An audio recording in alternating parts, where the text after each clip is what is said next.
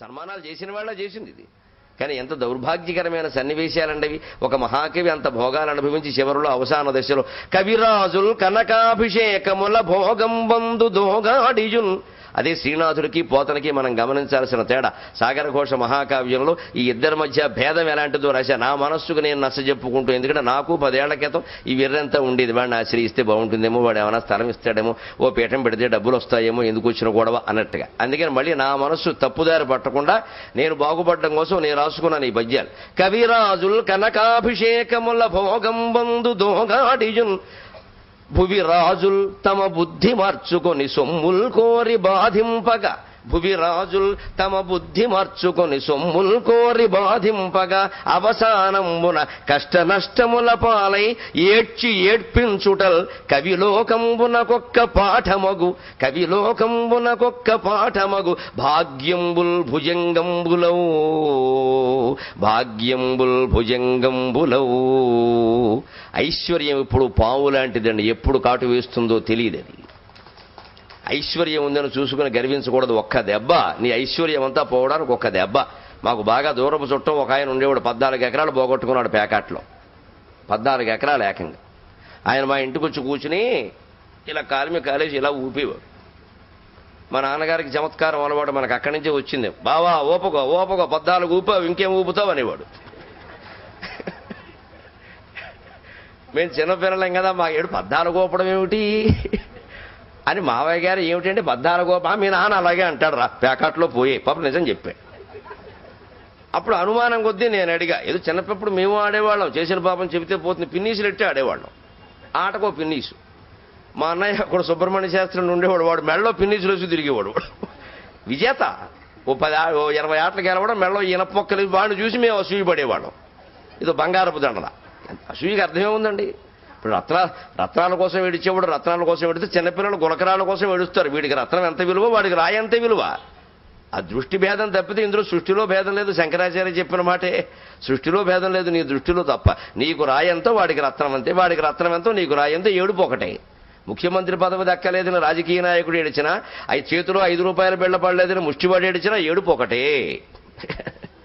ఆ 5 రూపాయలు పడగానే వీడికి ఎంత ఆనందం వస్తుందో, ముఖ్యమంత్రి పదవి రాగానే వాడికి అంతే ఆనందం వస్తుంది. ఆ మన్నాడు నుంచే దుఃఖం ప్రారంభం. అయితే ఆనందం ఒకటే, ఇందులో తేడా ఏం లేదు. అది మనం గ్రహించుకోవాలి. అందుకని ఏమిటి మావయ్య గారు 14 ఎకరాలు పోయాయి అని. ఎకరానికి 100 సెంట్లు కదా నా లెక్కల్లో. నేను చెప్పా 1400 ఆటలు ఆడచ్చు కదండి, ఆటకో సెంటు చొప్పున పెడితే అప్పుడు కొన్ని ఆటలు మీకు వస్తాయి కదా అన్న. నాకు ఆ రహస్యం తెలియలేదురా. ఆటకో ఎకరం చొప్పున పెట్టాను, 14 ఆటలు పోయాయి అన్నాడు. ఇంకా నయ్యో 14 ఎకరాలు ఒక ఆటలోనే పెట్టచ్చు, దానికేముంది. అందుకే ఐశ్వర్యంబులు భుజంగంబులు లాంటివంటి. భాగ్యం ఎప్పుడు భుజంగం. అది ఉంది అనుకుంటే ఒక్క క్షణం అదంతా పోవడం. నువ్వు 10 ఏళ్లలో సంపాదించిన సొమ్ము ఖర్చు పెట్టేయడానికి 10 నిమిషాలు చాలు. ఒక్క మోసానికి చిక్కితే, ఒక్క పెట్టకూడని కంపెనీలో షేర్ల కింద పెడితే, ఒక తీయకూడని పనికిమాలిన హీరోని పెట్టి సినిమా తీస్తే ఒక్క దెబ్బలో క్లోజ్, మొత్తం అయిపోయినట్టు. తర్వాత నువ్వు వేడిచిన ఉపయోగం ఎలా, హీరో గారికి ఇచ్చేసాం, మనకి 0 మిగిలింది. అందుకని భాగ్యం ఎప్పుడు భుజంగం లాంటిది. అందుకే బమ్మెరపోతన గారు ఆ పద్యంలో ఎంత అందంగా చెప్పాడు. ఇమ్మనుజేశ్వరాధములకిచ్చి పురమ్ములు వాహనమ్ములు సొమ్ములు కొన్ని పుచ్చుకొని సొక్కి శరీరము వాసి కాలుచే సమ్మెటవాతలన్ బడక. ఎలాగూ యమధర్మరాజు బాధ తప్పదు.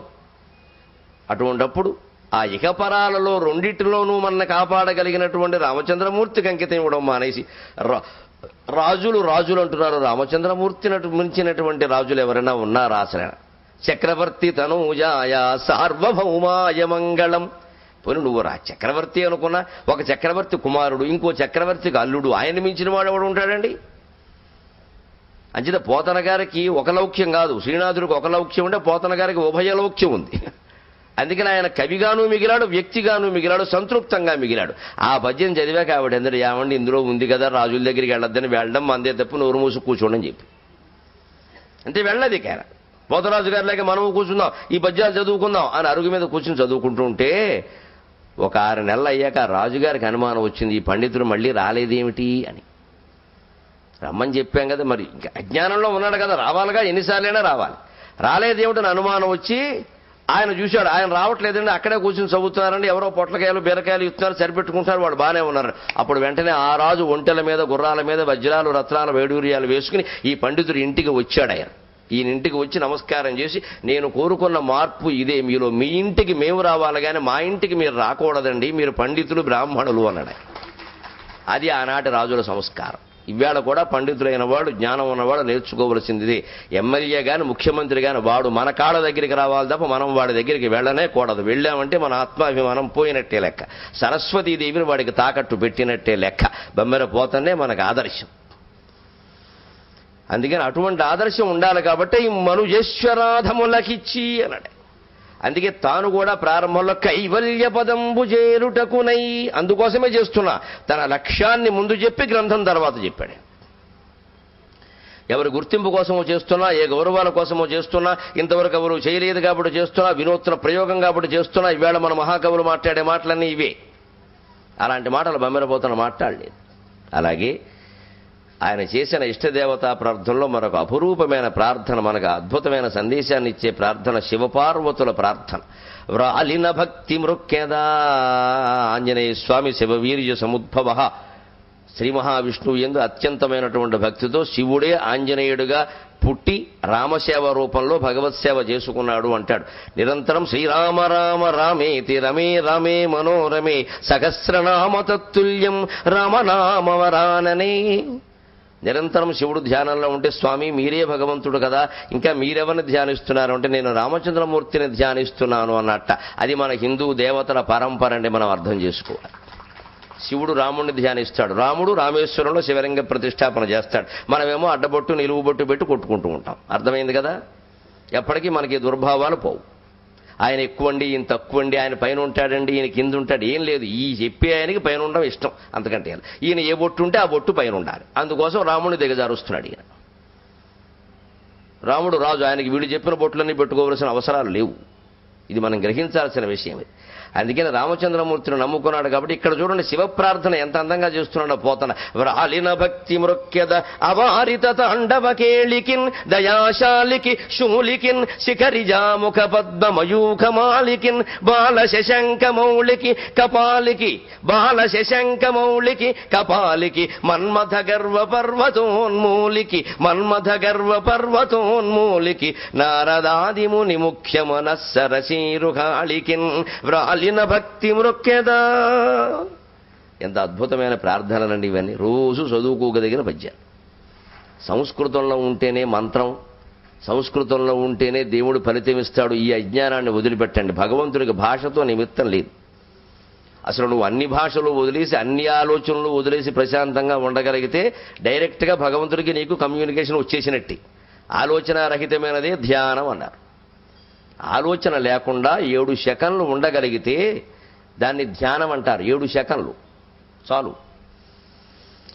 7 ఏళ్ళు 49 సెకన్లు ఉంటే దాన్ని ధారణ అంటారు. ధ్యాన ధారణ సమాధ్యష్టాంగా అంటారే. అందులో ధ్యానానికి పతంజలి చెప్పిన నిర్వచనం ఏమిటంటే, 7 సెకన్లు నువ్వు ఏ ఆలోచన లేకుండా ఉండగలిగితే, నిద్రపోయానండి అనద్దు. 7 గంటలు పోయేవాళ్ళు ఉన్నారు, అది కాదు లెక్క. నిద్రపోయినప్పుడు కాదు ఆలోచన. నువ్వు తెలివితో జాగరూకతతో ఏమీ ఆలోచించకుండా ఉండాలి. కళ్ళు మూసుకుని ప్రయత్నం చేయండి, అర్థమవుతుంది. 7 సెకన్లు ఉండగలిగితే మనకి ధ్యానంలో ఉన్నట్లు లెక్క. అంత కష్టం ఉండడం. 7 ఏళ్ళు 49 సెకన్లు ఉంటే తర్వాత స్థితి ధారణ. 5 నిమిషాల 43 సెకన్లు సరిగ్గా 49 × 7 దానికి 7 రెట్లు సుమారుగా 6 నిమిషాలు వస్తుంది. అంతవరకు ఉండగలిగితే నువ్వు సమాధి సిద్ధించినట్టే లెక్క. ఇది రామకృష్ణ పరమహంస అంగీకరించినటువంటి మాట, భక్తులకు చెప్పిన మాట. అంచేతను మేము 6 గంటలు ధ్యానం చేశాం అనకండి, అదంతా పరధ్యానం, నమ్మకండి. 6 గంటలు ధ్యానం చేయడం రామకృష్ణ పరమహంసకు సాధ్యం కాదు. ఈ రమ్యకృష్ణ పరమహంసకు సాధ్యమవుతుందా? అంచేత వీళ్ళ వెనకాల మనం తిరగద్దు. ఆ ప్రయత్నం ఏదో మనం చేయొచ్చు. సాధ్యం అవుతుందో లేదో మనకే తెలుస్తుంది. వాడి మాట నమ్మడం ఎందుకంటే పని లేక. గురువు అహింసావాదా కాదా, గురువు త్యాగమయుడా భోగమయుడా తెలుసుకోవాలంటే గురువుని అడగకూడదు ఎప్పుడు. స్వామి మిమ్మల్ని నమ్ముకో నేను చూసుకుంటా, వాడే ముంచేవాడు మన్ని. అడగకూడదన్నాడు. పతంజలి యోగశాస్త్రంలో చాలా స్పష్టంగా చెబుతాడు. యమనయమాసన ప్రాణాయామ ప్రత్యాహార ధ్యాన ధారణ సమాధ్యష్టాంగా. అందులో యమం ఉందే, అహింసా సత్యమస్తేజం బ్రహ్మచర్యో అపరిగ్రహ అని 5 నియమాలు చెబుతాడు. అందులో అహింస అంటే ఏమిటో తెలుసా? మనం ఒక ఆయన నమ్మం, ఓ గురువుని నమ్మం. ఆయన అహింసాపరుడా హింసాపరుడా మనకు తేలా.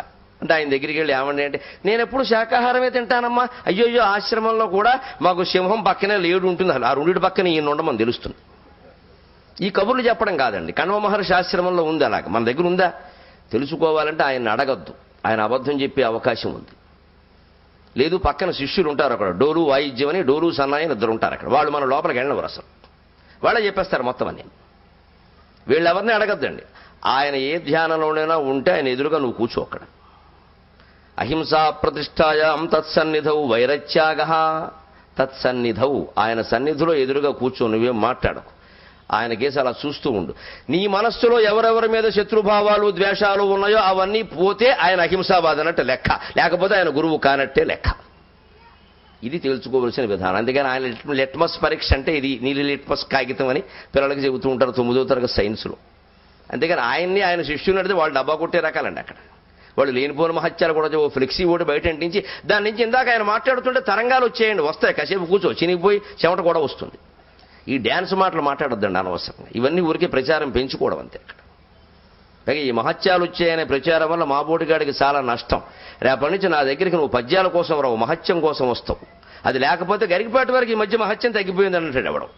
అసలు లేదు నాకు మహత్యం, పద్యాలు తప్ప ఏమీ లేవు, అనవసరంగా ఆశించకండి. మీకుండే కష్టాలన్నీ నాకున్నాయి, మీకుండే బాధలన్నీ నాకున్నాయి. ఎటొచ్చి కాస్త పరిజ్ఞానం అనేది ఒకటి ఏడవడం వల్ల ఆ కష్టాల నుంచి దాటుకుంటూ ముందుకు పెడుతున్నాడు. కష్టాలను సహించడం, ఎదిరించడమే నాకు తెలిస్తే వచ్చాయని ఏడవడం నాకు తెలియదు. అది అలా వదిలేసి నమస్మరణ, నమశివాయ నమశివాయ నమశివాయ అంటే ఎవడు పడుతున్నాడో కష్టాలు నాకు తెలియదు, నేను సుఖంగానే ఉన్నాను అంతే. అది ఒక్కటే ఉపాయం నాకు తెలిసింది, మీకు నేను చెప్పగలిగింది. అందుకే ఇక్కడి నుంచి ఏవో తేజస్సులు వస్తాయి, వెనకాల అది వస్తుంది ఇది వస్తుంది అని ఆశించకండి. అటువంటివి ఏమి జరగవు. ఖచ్చితమైన జ్ఞానం పొందడం అంటే చాలా క్రమశిక్షణ పద్ధతి, పురుష ప్రయత్నం ఉండాలి. 7 నిమిషాలు 7 సెకండ్లు ధ్యానం కుదిరితే ధ్యానం, 7 ఏళ్ళు 49 సెకండ్లు 1 నిమిషం కుదిరితే ధారణ, 7:49 5 నిమిషాల 43 సెకండ్లు సుమారుగా 6 నిమిషాలు వస్తుంది కుదిరితే సమాధి స్థితికి, రామకృష్ణ పరమహంస స్థాయికి మనం వెళ్ళిపోయినట్టే. అలాంటి మహానుభావులు రామకృష్ణ పరమహంసుని, కంచి పరమాచార్యుని, భారతీయ తీర్థస్వామిని ఇలాంటి వాళ్ళని తప్ప మరొకరిని మనం చూడలేము ఈ కాలంలో. పంచి పరమాచార్యతో ఆ కాలం వెళ్ళిపోయింది. ఇంకా మన అదృష్టం కొద్దీ ఈ మహానుభావుడు ఒకడు ఉన్నాడు శృంగేరిలో జపం చేసుకుంటూ మన కోసం అక్కడ. లేకపోతే సామాన్యంగా ఎవరిని నమ్మలేమండి మనం. శృంగేరి శిఖరమందున బంగారపు చిలుకయొకటి భాషించునయా. స్వామి వింటూ ఉండగా ఒక పీఠంలో స్వామి గురించి నాకు ఆసువుగా తోచిన మాట చెప్పాను. ఆవిడ పరవశించి నన్ను ఆశీర్వదించారు. ఏదైనా శక్తి ఉంటే అది ఆయనది. శృంగేరి శిఖరమందున బంగారపు చిలుకయొకటి భాషించునయా. సాంగము సాంగము వేదోపాంగము అంగాంగమునందు పొంగును అద్వైతంబై. అంగాంగమునందు పొంగునద్వైతంబై శృంగేరి శిఖరమందున బంగారపు చిలుకయొకటి భాషించునయా. సాంగము భారతి తీర్థంబు సాంగము భారతి తీర్థంబు అంగాంగము పొంగజేయునద్వైతంబై. అది శంకరాచార్య స్థాపించిన పీఠం. వారి శక్తి వీరికొస్తుంది, వీరి శక్తి మన్ని కాపాడుతుంది. అందుకని ఆ శృంగేరి పీఠం అనే బంగారపు శిఖరం మీద ఉండే బంగారపు చిలుక మా స్వామి అని చెప్పాం. అటువంటి వాళ్ళు ఎంతమంది ఉన్నారండి, ఎవరుంటారండి? వాళ్ళు మనకు దొరుకుతారా? ఆ చేయవలసిన ప్రయత్నమే ఇది. అనవసరపు గొప్పలు చెప్పుకోకుండా అంత కుదిరింది ఎంత కుదిరింది, నాకు దేవుడు కళ్ళలోకి వచ్చాడు, అప్పటి నుంచి నా జీవితం మారిపోయింది, ఇవన్నీ చూసిన వాళ్ళు చెబుతారు, నువ్వు చెప్పక. ఇప్పుడు చూడండి, మన సంసారాన్ని ఏ రకంగా తీర్చిదిద్దుకోవాలో శివపార్వతుల సంసారం ద్వారా చెబుతున్నాడు. వ్రాలిన భక్తి మృక్యద, గొప్ప భక్తితో నేను నమస్కారం చేస్తున్నాను. వ్రాలడం అంటే ఎక్కడ వ్రాలడం? మనస్సు ఆయన పాదాల మీద వ్రాలడం. మనస్సు ఆ పాదాల మీద వ్రాలకపోతే నువ్వు ఏం చేసినా ఒకటే. అవారిత తాండవ కేళికిన్ దయాశాలికి శూలికిన్ శిఖరిజాముఖ పద్మమయూఖమాలికిన్ బాల శశంక మౌళికి కపాలికి మన్మథ గర్వ పర్వతోన్మూలికి నారదాదిముని ముఖ్య మనస్సరసీరుకాళికిన్. అవారిత తాండవ కేళికిన్, శివుడు ఎప్పుడూ తాండవం చేస్తూ ఉంటాడు. దయాశాలికి, శివుడుకున్న దయ ఇంకెవరికీ లేదు. బొడాశంకరుడు అంటారు. ఎవడు ఏ వరం అడిగితే ఆ వరం ఇచ్చేడివే. నెత్తిమి చేయడతానంటే పెట్టేయమన్నాడు. దాని పరిణామాలు ఏం ఆలోచించరా. విష్ణుమూర్తి మోస్ట్ డిప్లొమాటిక్ గాడ్, కాస్త లౌక్యం ఉన్నాయన. ఆయన ఆలోచించి ఇస్తాడు వరాలు. అసలు కనపడినే కనపడ్డు. ఒకవేళ వరం ఇచ్చినా ఇచ్చినవాడు కూడా అర్థం కానంత అందంగా ఇస్తాడు మహానుభావుడు. ఈయన అలా కాదండి. సంసారం కొంప కొల్లేరైపోవలసిందే వరం ఇస్తే. ఇంకా ఇంతకాలం కాపురం చేసినందుకు పార్వతీదేవికి మనం నోబెల్ శాంతి బహుమతి ఇవ్వాలి. ఈయన బోడాశంకరుడు అయినందుకు. అందుకని దయాశాలి. కానీ శూలి, ఆ మాటలు చూడండి, శూలం ధరించాడు కానీ దయాశాలి. విచిత్రమైన వర్ణన ఇది. శూలైన వాడు దయాశాలి గాడు. దయాశాలికి శూలం అనవసరం. పోతన రెండు వాడాడు వెర్రివాడా. అంతరార్థం చూద్దాం. దయాశాలికి శూలికిన్ శిఖరిజాముఖ పద్మమయూఖమాలికిన్. శిఖరిజ అంటే పార్వతీదేవి, హిమాలయం కుమార్తె హైమవతి. ఆవిడ ముఖం పద్మం లాంటిదట. దానికి ఈయన మయూఖమాలి అంటే కిరణములు కలిగిన వాడు, సూర్యుడు లాంటివాడు. సూర్యకిరణాలు పడగానే పద్మం వికసిస్తుంది. అంచేత శివుణ్ణి చూడగానే పార్వతి ఆనందంగా లేస్తుంది. ఎలా లేస్తుంది? కిరీటం వైధాత్రం పరిహరపురకైటభిద కఠోరే కోటీరే స్ఖలసి యహిజంభారి మకుటం ప్రణమ్రే శ్వేతేషు ప్రసభముపయాతస్య భవనం భవస్యాభ్యుద్ధానే తవ పరిజనోక్తిర్విజయతి. భర్త వస్తున్నాడు అన్న వార్త తెలగానే ఆవిడ ఎలా లేస్తుందో శంకరాచార్య స్వామి సౌందర్య లహరిలో చెప్పారు. మణిద్వీపంలో అమ్మవారి సింహాసనం మీద కూర్చుని ఉందట. బ్రహ్మ, విష్ణువు మొదలైన దేవతలందరూ పాదాభివందనం చేస్తున్నారు. కిరీటంలో ఉండే మణుల కాంతులు ఆవిడ కాలి గోళ్లని ప్రకాశింపజేస్తుండగా కాళ్ల మీద పడి, అమ్మా మమ్మల్ని కరుణించు, మమ్మల్ని కరుణించు, మమ్మల్ని కరుణించు. అంత అనంతకోటి బ్రహ్మాండ నాయిక లలితా త్రిపుర సుందరి అంటే సామాన్యురాలు కాదేవిడ. అలా చేస్తూ ఉంటే ఆవిడ వెళ్ళిపోతుంది. వెంటనే భర్త త్రిపురాసుర సంహారం చేశాడు. ఆయన వస్తున్నారని ఎవరో చెప్పారు. పరిజనులు వచ్చి, అమ్మా అయ్యగారు ఇప్పుడే త్రిపురాసుర సంహారం చేసి ఆ వార్త మీకు చెప్పడం కోసం వస్తున్నారండి అనగానే టక్కుమల్లే చెడిపోతుంటే పరిజనులు చెబుతున్నారట, కిరీటం వైధాత్రం పరికర. అమ్మా బ్రహ్మదేవుడమ్మా, కిరీటం తొక్కేస్తున్నామమ్మా, చిన్నపిల్లాడు ఏమన్నా అయిపోతాడేమో. బ్రహ్మదేవుడు అక్కడున్నాడు ఆవిడ కాళ్ళ కింద. పురకైటభిద కఠోరే కోటీరే స్కలసి. అదిగో విష్ణువమ్మ మధుకైటభులను సంహరించిన వాడు. ఆయన కిరీటంలో రాళ్ళు మణులు ఎక్కువ ఉంటాయమ్మా, నీ కాళ్ళకేమైనా ఆయనకేమైపోతుంది బెంగళూరు, ఈవిడు కాళ్ళు ఏమైపోతాయి. ఆయన అసలే ముళ్ళ కిరీటం అమ్మా, ప్రపంచ స్థితికారకుడు, బోళ్ళు పెద్ద కిరీటం పెట్టుకున్నాడు. ఆ కిరీటాన్ని తొక్కుకుంటూ వెళ్ళిపోతే నీ కాళ్ళకేమన్నా అవుతుందమ్మా, ఏమన్నా అనుకుంటాడు. కొంచెం ఈగో ఫీల్ అవుతాడమ్మా మనిషి. అది ఉంటుంది కదా మరి. అందుకే బ్రహ్మ శిరస్సమ్మ, విష్ణువు కిరీటమమ్మా, ఇవన్నీ తొక్కుకుంటూ వెళ్ళిపోతే ఎలాగా. జహి జంభారి మకుటం. ఇంద్రుడమ్మ, 3 లోకాలకు అధిపతి. జంభారి, ఆయన కిరీటాన్నైనా వదిలేయమ్మ, వాళ్ళ గౌరవాన్ని కాపాడమ్మా.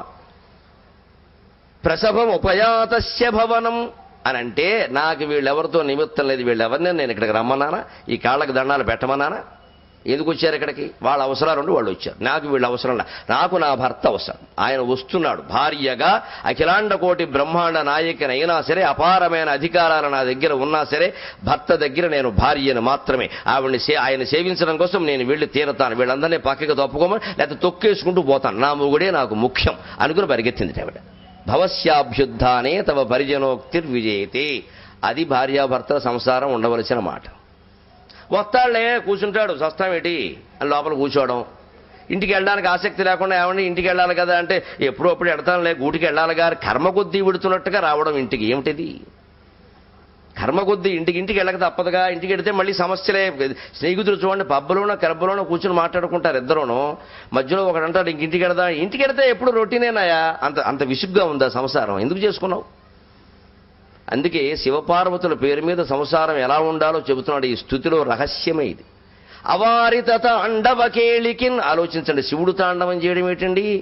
శివుడు సాయంత్రమే తాండవం చేస్తాడు. మనం 24 గంటలు తాండవం చేస్తున్నాం సంసారాల్లో.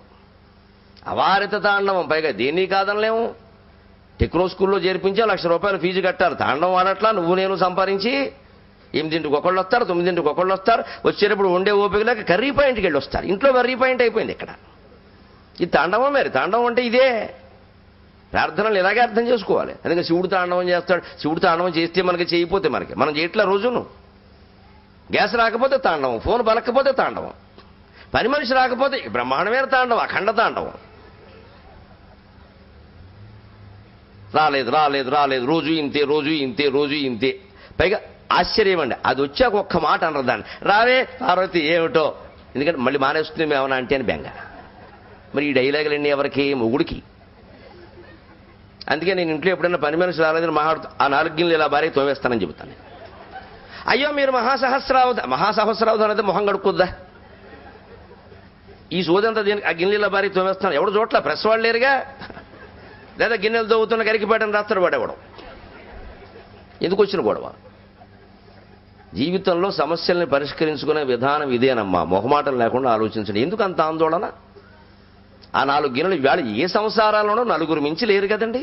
20 మంది ఉన్న రోజుల్లో పని మనుషులు ఉన్నారని ఇంట్లో ఆడాళ్ళు పడి చచ్చారు వాళ్ళు. రాలేదంటే ఆగిపోతారు. రాకపోతే మా నష్టం ఏంటే, మన ఆచారం అందే అని తవ్వుకున్నారా? ఇంత చేసి ఇద్దరు మనుషులు మించలేరా? భర్త కంటే భార్య కంటే పని మనిషి ఎక్కువైపోయిందా? అది వస్తుందో రాదో, రాత్రి పడుకుంటూ కూడా రేపు పొద్దున వస్తుందో రాదో, ముందు పడుకోరాదా? లేచే కదా ఈ సమస్య. ఇంత ఇదిగా మనం సంసారాలని పెద్దగా భయంకరంగా చేసేసుకుని రేపటిది ఎల్లుండిది 10 ఏళ్ల తర్వాత విషయం కూడా ఇంకా పిల్లాడు పక్కలో ఉన్నాడు అక్కడ, వీడు పెద్దయ్యాక ఏమవుతాడో, డాక్టర్ అవుతాడో, వాడు పేషెంట్ అవుతాడు, నీకు ఎందుకు గొడవ? వాడి గురించి కలలండి. వాడు శుభ్రంగా పైకి ఎదుగుతున్నాడు, వాడు మనం తీసుకెళ్లి ఓల్డేజ్ హోమ్లో పారేస్తున్నాడు. ఎందుకని మనం తక్కువ వాళ్ళం కాదు కదా. 3 ఏళ్ల తర్వాత మనకి భారమై హాస్టల్లో పారేసాం, 30 ఏళ్ల తర్వాత వాడు మన ఓల్డేజ్ హోమ్లో పారేశాడు. తప్పే ఉందండి, మనం చేసింది వాడు చేశాడు. ఇదంతా తాండవం కాదండి. ఆలోచిస్తే ప్రతిదానికి అంత కంగారు పడిపోవాలా? అంత తీవ్రమైన సమస్యలు ఇవి. ఈ గిన్నె కాకపోతే ఇంకో దాంట్లో వండుకుండా లేదా మానేస్తాం ఆ పూటకి. ఈ ప్రమాదం ఓ గిన్నె తొలుచుకుంటే ఏమైంది? అది జరగలేదు, ఇది జరగలేదు, ఈ ఆందోళన మనస్సులో. జీవితం దీనికోసం లేదు. ఈ అన్నాలు, బీజాలు, ఈ రొట్టెలు, ఈ కూరలు జీవితాంతం తింటూనే ఉన్నాం. 50 ఏళ్ళు తిన్నాం, ఇంకెన్ని ఏళ్ళు తింటాం? కావలసిన ఆత్మజ్ఞానం అనేది పొందడం కోసం తాపత్రయం తప్ప ఈ గృహ తాపత్రయాలు పెంచుకుంటూ పోతే అది అందదు. అందుకని సంసారం ఒక అవారిత తాండవ కేళి. దయాశాలికి దాంట్లో యజమానైన వాడు దయ చూపించడం చాలా అవసరం. భార్య అయినా భర్త అయినా ఇద్దరు కూడా చాలా శాంతంగా దయగానే ఉండాలి. కానీ శూలికిన్ అవసరమైతే పిల్లల్ని కాస్త బెదిరించాలి. పుడి చేయొద్దు కానీ పుడిచినంత పని చేయాలి. పిల్లల్ని ఈ మధ్య మనస్తత్వ శాస్త్రవేత్తలు పేపర్లో రాస్తున్నారు, పిల్లల్ని ముద్దెట్టుకోండి, సంకనెత్తుకోండి, నెత్తిమి ఎక్కించుకోండి, ఏమనకండి, వాళ్ళు ఫీల్ అవుతారు. ఫీల్ అయ్యేది వాళ్ళేనండి. మన వాళ్ళు ఏమన్నా మనం ఫీల్ అయ్యేది ఏం లేదు ఇక్కడ. పూర్వం ఎవరు ఇలా చూడాల. మాస్టర్ ఎవడో నన్ను 6వ తరగతిలో కొట్టాడు. మాస్టర్, నేను ఇంటికి వెళ్ళి మా నాన్నకి చెప్పా, కొట్టాడని గొమ్మే పట్టుకుని ఇలాగా చెప్తే ఆయన అన్నాడు, ఇలా పిలిచి 2వ గొమ్మే కొట్టాడు ఆయన. మాస్టర్ కొట్టేంత తప్పని ఎందుకు చేసేవరా అని కొట్టాడు ఆయన. అప్పటి నుంచి మళ్ళీ ఎంతవరకు ఎంతమంది కొట్టినా ఎవరికీ చెప్పలేదు. చెప్తే ఉపయోగం అది మళ్ళీ కొడుతుంటే.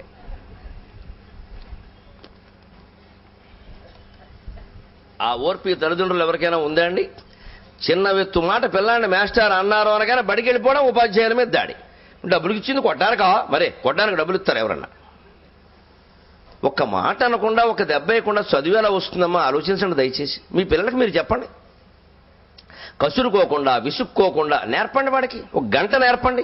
1 గంట హోంవర్క్ మనం చేయించలేక ట్యూషన్ పెట్టేశాం ఆ హోంవర్క్కి. మాస్టర్ మాత్రం సమస్త పాఠాలు ఈ బద్దకిష్టికి చెప్పేసేసి వాడు స్టేట్ ర్యాంక్ తెప్పించేయాలి. ఉపాధ్యాయుడు వెర్రాడనమాట. అసలు మన పిల్లాడి మీద మనకి లేని శ్రద్ధ వాడికి ఎందుకు ఉంటుందండి? మన అజ్ఞానం. కానీ నువ్వు ఎన్ని డబ్బులు కడితే మాత్రం. 2 పిల్లల్ని మనం పెంచలేకే కదా అక్కడ వారేసాం హాస్టల్లో పట్టుకెళ్ళి. 8 to 8, నైట్ టు నైట్ అంటే ఆ స్కూళ్లలో బారేసాం. వాళ్ళకి డబ్బులు కట్టడం కోసం ₹1,00,000 సంపాదిస్తున్నామే ఏడాదికి. ఎందుకు ఇంత సంపాదన? గవర్నమెంట్ బడిలో చేర్చండి, సాయంత్రం పూట కూర్చోబెట్టి కాస్త చదివించండి, ఫీజులు లేవు, ఏమీ లేవు, సుఖంగాను.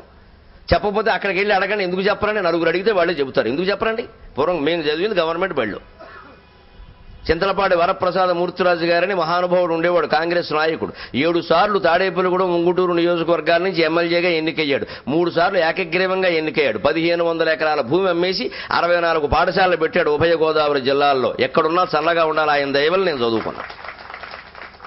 అది 1500 ఎకరాల భూమి అమ్మేసారండి, సొంత పొలం. వారి బడిలో చేరి మేము కాశీపాడు కెనడీ హై స్కూల్ అని అందులో చదువుకున్నాను. ఎంత విశాల భావాలున్న మనుషులు ఉన్నారు, ఎంత సంకుచితం అయిపోయాం మనం. కెనడీ ఎవడండి? మా హై స్కూల్గా పేరెట్టాడు. పరిమెల్లా అనుంది తాడేపల్లిగూడెం పక్కన. లుముంబా ఉన్నత పాఠశాల. ఎవరు లుముంబా ఎవరో ఎప్పటికి తెలియదు మనకి. ఎవరో విదేశాల్లో ఉంది సేవకురాలు, ఆ పేరు పెట్టాడు ఆయన. చింతలపాటి మూర్తిరాజు గారు ఎక్కడ, లుముంబా ఎక్కడ? ఆయన హృదయం చూడండి ఎంత విశాలమైందో. ప్రపంచంలో ఉండే మహాసేవకులు గొప్పవాళ్ళందరూ నా పిల్లలకి తెలవాలి. ఆయన పిల్లల ఆయనకున్నది 1 కొడుకు. దారుణమమ్మ, 1 కొడుకు చనిపోయాడు. వయస్సులో ఉండగా 30 ఏళ్ల వయసులో చనిపోయాడు. ఆయన అప్పుడు కూడా ఇదే సేవ చేస్తూ ఉంటే, ఏమండి ఉన్న 1 కొడుకు పోయాడు ఇంకా సేవ చేస్తున్నారంటే, అర్జునుడు అభిమన్యుడు పోయాడని అర్జునుడు యుద్ధం ఆపేశాడా? నేను చేస్తున్నది సేవా సమరం అన్నాడు ఆయన. అటువంటి మహానుభావుడు స్కూల్లో చదువుకోవడం వల్ల కాస్త దేశభక్తి, దైవభక్తి వచ్చాయి. అక్కడ పిల్లలు కూడా ఏమనేవారో తెలుసా? ఇప్పుడు గుర్తు నాకు. గరికపాటి నరసింహరావు అనగానే ఎస్ సార్, ఈ దరిద్రం లేదండి. ప్రజెంట్ సార్, జై హింద్, అది మా నినాదం. పేరు పెడితే జై హింద్ అనాలి. వీడు ఎక్కడైనా ఉందండి? Yes sir, present sir. Yes sir అంటే నేనున్నాను అని అర్థం. జై హింద్ అంటే నా దేశం కోసం నేనున్నాను అని అర్థం. ఎంత గొప్ప నినాదం అండి. అది నేర్పొద్దండి. అది కూడా పాపమేనా? 1వ తరగతి నుంచి పిల్లలకి జై హింద్, వందే మాత్రం అనడం నేర్పమనండి. దేశభక్తుల్ని మీరేం తయారు చేయక్కల, వాళ్ళే అవుతారు. ఊరికే ప్రజెంట్ సార్ అంటే నేనున్నాను, వందే మాత్రం అంటే నా దేశం కోసం ఉన్నాను అని పిల్లాడికి అర్థమైపోయింది. వాడు చదువు ఎందుకో, వాడి జీవితం ఎందుకో. ఇక దేశభక్తి మనం చెప్పక్కల్లా. వీళ్ళు ఎక్కడైనా ఉందంటే మా మూర్తిరాజు గారి వాళ్ళల్లో ఉంది, మేము గర్వంగా చెప్పుకుంటాం ఆ విషయాన్ని. అక్కడ చదువుకున్నాం కాబట్టి ఇవాళ ఇంత ధైర్యంగా ఇలా మాట్లాడుతున్నాం. ఎటువంటి మహానుభావులు, ఎటువంటి త్యాగపూరిత చరిత్రలు మన ఎదురుగా నిన్న మొన్నటి వరకు ఉన్నారని వీళ్ళందరూ ఇవాళ కరువైపోయారు. కానీ ఎక్కడికో పోవక్కర్లేదు. అందుకని ఎప్పుడు పిల్లల్ని పెంపకంలో షూలీకిన్ కాస్త గట్టిగా కూడా ఉండాలి. పుడిచి ఎక్కర్లేదు కానీ కాస్త కోప్పడాలి, అవసరమైతే ఓ దెబ్బ వేయాలి, చెవి మెలిపెట్టాలి. దారికి రారు, ఏమంటాడు అని అనుకుంటే ఇక వాడిని ఎత్తిమి ఎక్కుతాడు మనకి.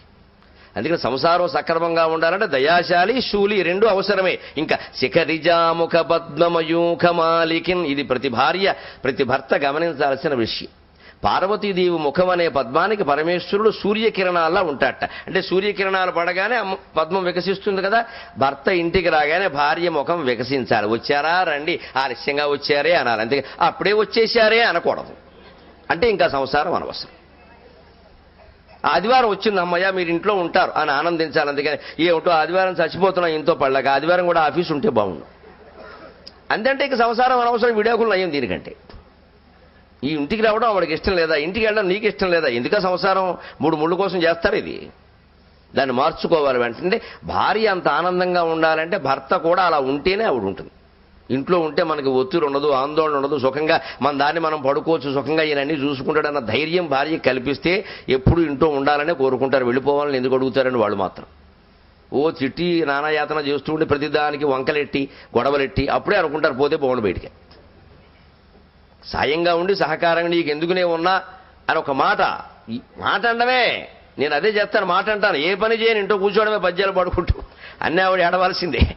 నీకెందుకు నేను ఉన్నానుగా అంటాను, చాలు అంతే, మొత్తం అని నడుస్తారు. అంతే, పొంగిపోయే రకాలు వేసేయి అంతే. ఓ బాణం మాట మన చేతిలో ఉంది. నీకెందుకు నేను ఉన్నానుగా అంటావు, సంపాదిస్తున్నాగా చాలు, ఇంకేంటి అన్నీ వాళ్ళే చూసుకుంటాం. మేమేం చేస్తాం, నాకు ఏమీ రాదు, తినడం తప్ప. నడుస్తున్న సంసారం ఏం పర్వాలా, కానీ నేనున్నాననే ధైర్యాన్ని కల్పించాలి అంతే తప్ప. వాళ్ళు ఎవరో వస్తున్నారే లోపల తలిపేసుకుంటా అంటే నువ్వు తలిపేసుకుంటే ఆవిడేం వేసుకోవాలి? వాళ్ళు ఎవరో వస్తే నువ్వు ఎదుర్కోవాలి వెళ్ళి. నువ్వు లోపల నేను చూసుకుంటానని చెప్పాలి. ఇంకెందుకు మగతనం పనిలేక. అది శిఖరజాముఖ పద్మమయూఖమాలికిన్.